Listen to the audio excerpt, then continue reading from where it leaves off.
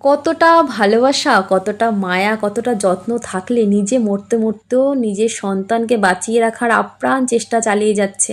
না, আমি কিন্তু কোনো মানুষের কথা বলছি না, আমি বলছি আমার এই নীল জবা গাছটার কথা।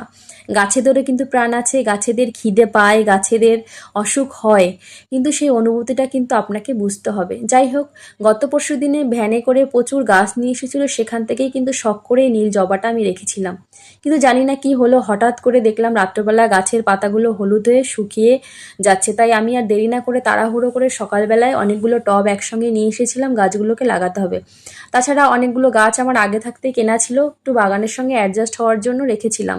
সেগুলোকেই আজকে বসাবো। মাটি রেডি করাটা আর আমি দেখালাম না, আগের ভিডিওতে দেখিয়েছিলাম কীভাবে আমি মাটি রেডি করি, তো সেমভাবেই আমি রেডিটা করেছি। গাছে কিন্তু আমার ৩টে কড়ি ছিল। তো সকালবেলায় দেখলাম একটা কড়ি একটু ফুলে পরিণত হয়েছে, সম্পূর্ণ কিন্তু ফুলটাকে ফোটানোর মতো জোর গাছটার ছিল না। তাই ফুলের মায়া না করে কিন্তু সবকটা কড়ি বা পাতা ফুল আমি কেটে ফেলেছিলাম। আমি জানি মাকে বাঁচাতে পারলে সন্তান কিন্তু আবার আসবে। তাই গাছটাকে সব পাতা ফুল কেটে দিয়ে ন্যাড়া করে দিলাম। এবার সবগুলো গাছ লাগিয়ে একসঙ্গে জলটা দেব।